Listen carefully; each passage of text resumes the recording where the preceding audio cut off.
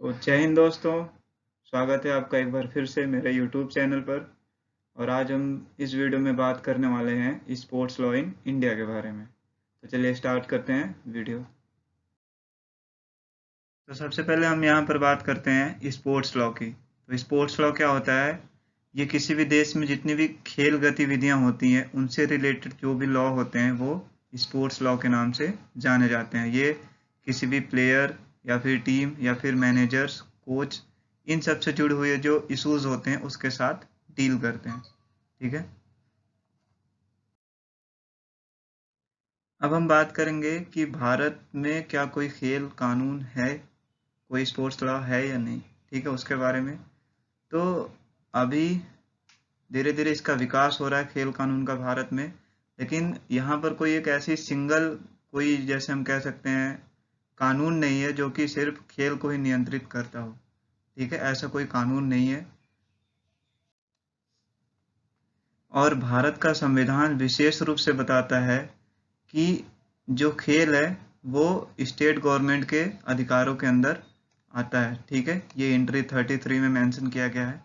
तो जो खेल है वो क्या है, वो स्टेट गवर्नमेंट के अंदर आता है।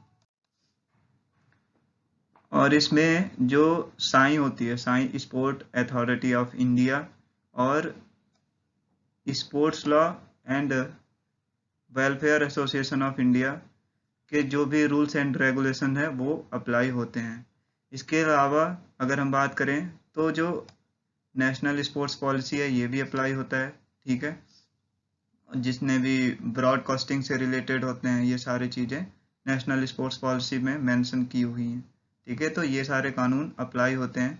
अगर खेल की बात करें तो खेल स्टेट गवर्नमेंट के अंदर ही आता है, जो कि भारत के संविधान में सीधे सीधे बताया गया है।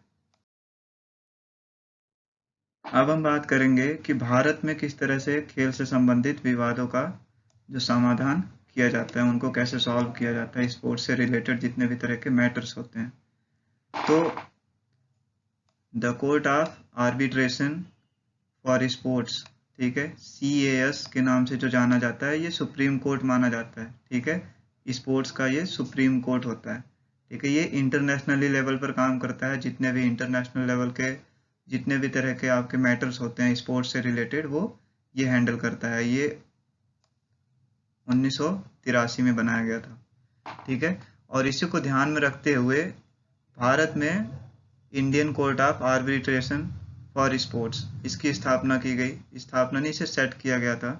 ठीक है, और ये भी पूरी जो कहते हैं कि स्पोर्ट्स से रिलेटेड जितने भी मैटर्स होते थे इंडिया में, उसको देखने के लिए या फिर उसको सॉल्व करने के लिए ये बनाया गया। तो आपको ये चीज़ें याद में रखनी है। ठीक है, ICAS। और जब ये बना 2011 में, उसके बाद लेकिन ये ज़्यादा प्रभावी नहीं रहा। ठीक है, बहुत सारी कमियां भी थी इसमें।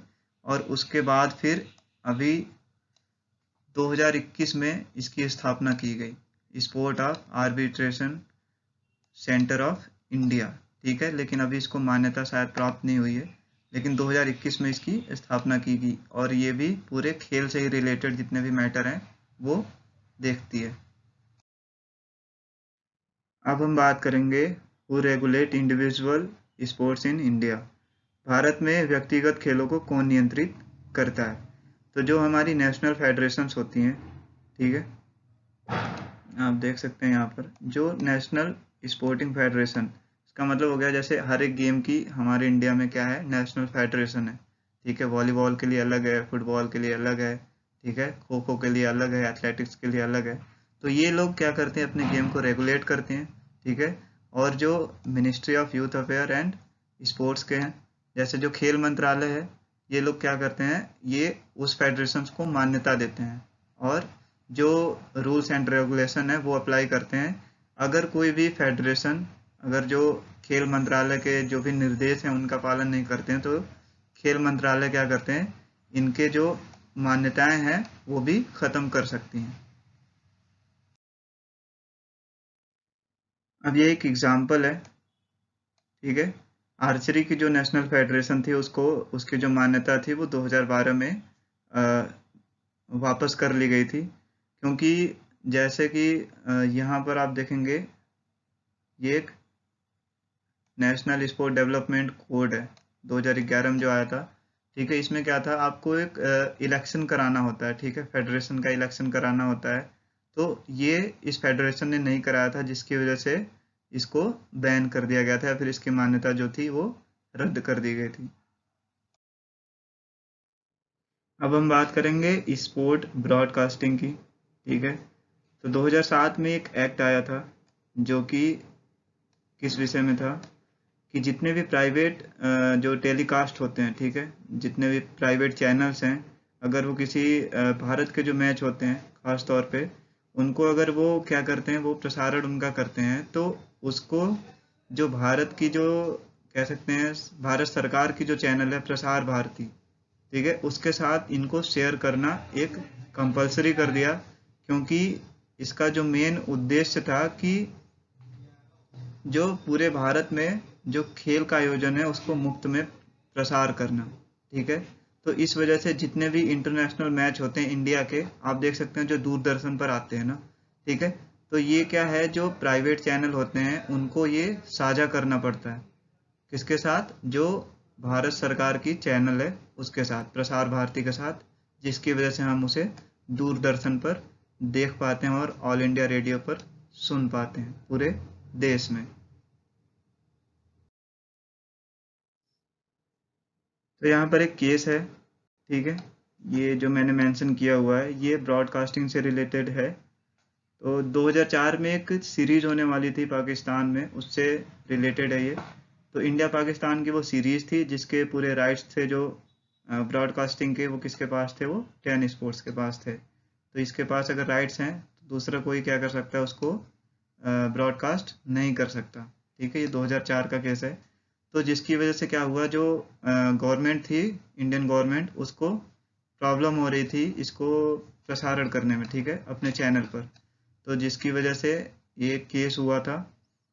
अब उसके बाद क्या हुआ, जब कोर्ट की सुनवाई हुई तो कोर्ट ने क्या किया कि जो लोगो था, ठीक है, जो टेन स्पोर्ट्स का लोगो था उसके साथ ही दूरदर्शन पर इसने प्रसारण करने को बोला, और जितने भी एडवर्टाइजमेंट थे, क्योंकि टेन स्पोर्ट्स अगर ये ब्रॉडकास्टिंग कर रहे थे, इनके अपने एडवर्टाइजमेंट होते हैं। ठीक है, हर एक चैनल का अपना अपना। तो इस वजह से क्या हुआ, ये मैच दूरदर्शन पर तो आया, बट क्या हुआ, जो टेन स्पोर्ट्स का लोगो था उसके साथ आया, और जितने भी एडवर्टाइजमेंट कॉन्ट्रैक्ट थे टेन स्पोर्ट्स के, वो सारे दूरदर्शन पर भी आए। तो ये केस था जो मैंने मेंशन किया था ब्रॉडकास्टिंग से रिलेटेड।